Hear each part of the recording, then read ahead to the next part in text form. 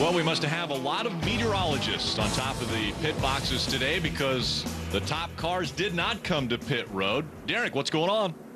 Well, guys, during that caution flag, a lot of the crews started setting up to do their pit stops up and down pit road. So we went running down to Brett Moffitt's crew, and I asked Mike Ricci, are you going to take tires or fuel? He looked at me and he said, who says we're going to pit? After looking at that weather radar, we're not going to stay out. Big gamble, Phil. What do you think? Well, obviously they're looking at the weather and they know what they're talking about. They know that they can go probably around 100 laps without stopping. So, you know, we're only 30-some laps into this race, so they have a long time. Caution comes out again. We did have about 4 or 5 cars that were on the lead lap did come to pit road. Alex Bowman, Ryan Gifford, Chad Boat all came to pit road that time. So it'll be interesting to see if we keep going green and we get another caution later. If those guys elect to come to pit road, then the cars that pitted on this caution will be cycled up front. Magic number may be 63. That would be the halfway point of this race. Again, it's a 125 lap race. You got to get past the halfway point for it to be official. And again, they are talking about rain in the area. It could be that they are racing for that halfway point. Yeah, without a doubt here. That's how the engineers and the crew chiefs really earn their money down there on that pit box.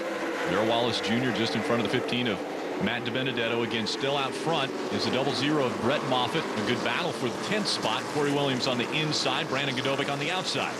Yeah, Corey Williams doesn't get a whole lot of starts in the series. They've been doing a nice job. They're battling for a top 10 spot.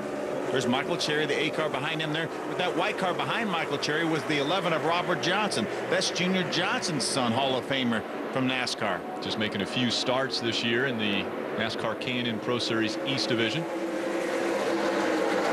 Robert ran here last time, had a 17th place finish. That is his best of his limited number of starts this year. Brandon Godovic trying to get by Brandon McReynolds in the 42. A lot of Brandons there. Brandon and Brandon side by side as they go down the backstretch. 42 car Brandon McReynolds, a brand new car built for this race. Doing a nice job, had a good top 10 qualifying run with it. How about the 88 of Corey Williams making the move to the inside? He thinks better of it. Falls back behind Godovic. Almost made it 3 wide there coming out of 4. Yeah, that 88 car is the car that we've seen with Jody Lavender run some this year. Jody always competitive here in the East Series. Brandon McReynolds, Brandon Godovic, and Corey Williams running nose to tail now as they're down the backstretch. Just behind them, Michael Cherry in the 8.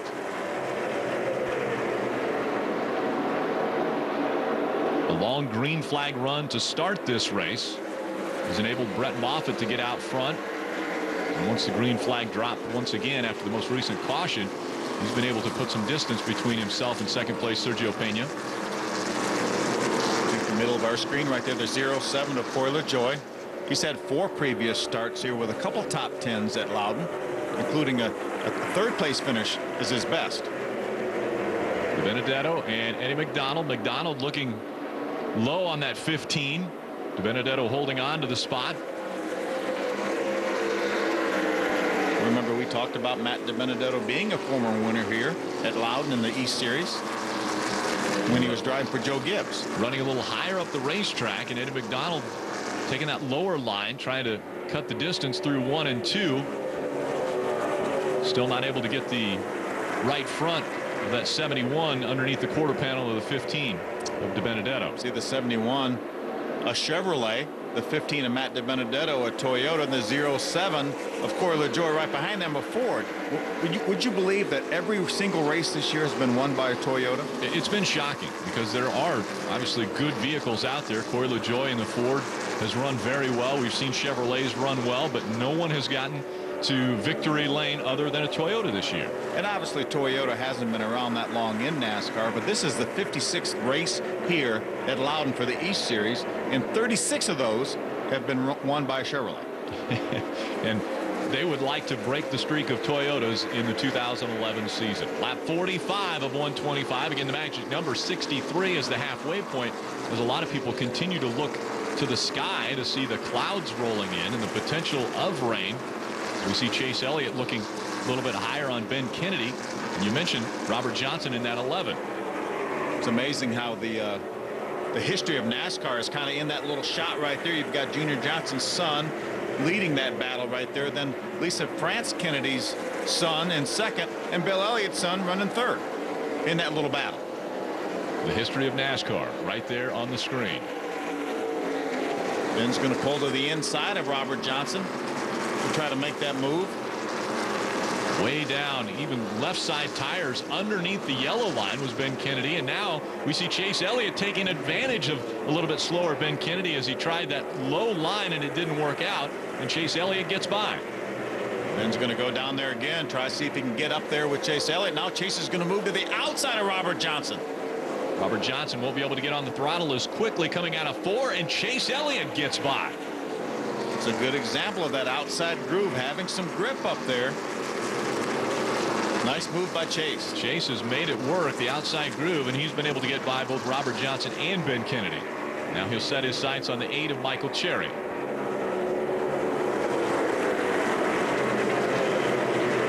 '15-year-old Chase Elliott. It's amazing how talented these young drivers are. A lot of young drivers in the field. Brett Moffitt, one of the young ones up there, leading this race. Sergio Pena runs second. And welcome back to the Granite State. Green flag still out as we have Brett Moffitt up front, Sergio Pena running second. Here's Matt DiBenedetto just in front of Eddie McDonald. Those two have been fighting for position all day. Corey LaJoie, the 07. Max Gresham in the 18. Max would like to get some of those spots back. He's going to move to the inside of Corey. Try to take one of those spots back right here. Battle for the 6th spot between Corey LaJoie and Max Gresham. And we talk about Gresham trying to gain points, or at least spots, because Brett Moffitt, who's second in the points, is currently out in front of the field. He's been leading the most laps, so he is trying for a maximum points day here. And Max Gresham, who's currently your point leader, trying not to lose too many points to Brett Moffitt. Yeah, and once Brett got out in front, he's not been able to really be challenged by anybody. We'll take another look at Brandon McReynolds, 50 laps into this 125-lap race, if it goes the full distance. His best finish 8th earlier this year, Greenville Pickens.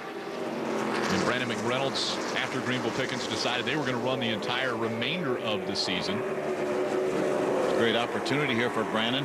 His 42 car. Get morevacations.com on the side of that race car.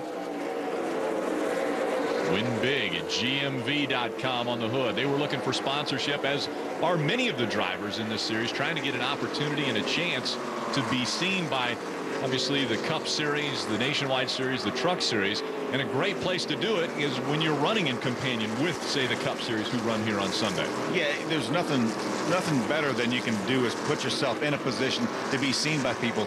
A good shot of Alex Bowman right there, the 59. Alex is one of those guys that pitted on that caution flag back around lap 33 or so, and he's the farthest forward of anybody that stopped earlier. If we get a caution flag and the leaders decide to come to pit road, I think Alex is going to be the one, as you see him go by Ben Kennedy on the outside, he's going to be the one that's up front. We'll take over the lead if we do get a caution that comes out, or if we continue to run green flag laps.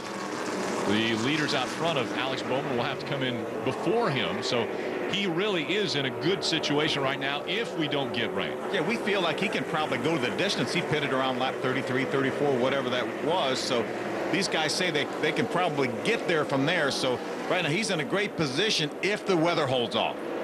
Alex Bowman making his way by Robert Johnson now. Takes that spot away. Continues to pick away at the top 15. And Alex did make 3 pit stops. He came in, got right side tires, left side tires, and fuel. So he got all the tires he's allowed to use, and he was full of fuel on that caution flag. So I think he's good to go if this goes the distance. And that is the rule in the NASCAR K&N Pro Series East. You cannot change tires and add fuel under the same pit stop. So that was the reason for the 3 pit stops. Let's go back down to Derek. What's going on with Chase Elliott? Well, right now you're looking at the number 9 of Chase Elliott, who's got 3 top 5s and 6 top 10s this year. During that hiatus mid-season, he went and did some super late model racing. As a matter of fact, he won the Dixie 100 in Michigan with the CRA Super Series. He also picked up a win at New Hampshire and finished second in the Alabama 200. So it wasn't really a break for Chase Elliott, I don't think. Not much of a break, but racing all over the country. Talked about racing in Alabama and racing in Michigan as well as New Hampshire. Trying to get by Corey Williams now in the 88 as we've completed 54 laps on lap 55. Getting close to halfway anyway. I know all the crew chiefs, everybody here is going to be really happy to get to that halfway point. And really, we do see some dark clouds in the distance that are closing in on this racetrack. So it might be a smart move that some of these lead lap cars and the guys that were out front have stayed out with the possibility of rain. We see Candace Musney now coming off the racetrack in the 92. She's got smoke coming out the right side. Looks like a tire issue for her. We'll see if that's going to bring out the caution flag. She stayed well off the racing groove. I did not see any debris from that right front tire.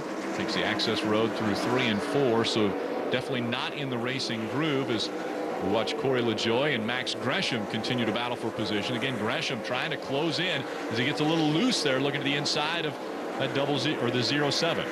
Max had a great run through the center of the corner, wasn't able to keep the power down. You saw him get a little bit sideways up off the corner. That took his momentum away.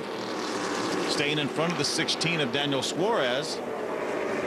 Corey LaJoie tied his career best finish earlier this year, Bowman Gray, where he finished second. From second at Dover back in 2010 as well. Corey's celebrating a birthday this weekend, so happy birthday, Corey. We'll see if he gets a good gift. Hopefully a top 10, top 5 finish for Corey LaJoie. It's our point leader, Max Gresham, right behind Corey. There's Scott Booley, the 26 car. Smoke coming out from underneath that 26 as we saw the two cars of Corey LaJoie and Max Gresham get by. Darrell Wallace Jr., after starting on the pole, he's dropped back just a bit. Battle for the 4th spot. DiBenedetto able to stay in front of that 71 of Eddie McDonald. It's Julian Aberrason in the 21 car. First time we've seen him today. Again, LaJoie and Gresham staying nose to tail. Gresham racing for a championship.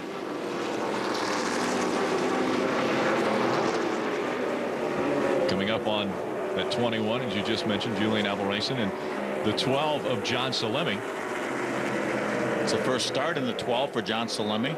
We normally see John driving the 63 car, but good opportunity, and he's going to get a bit in the middle here, going to be split. Gresham trying to use the 12 of Salemi to get by that 07 of Corey LaJoie. He gets to the inside all the way up to the driver's door, but not able to complete the pass.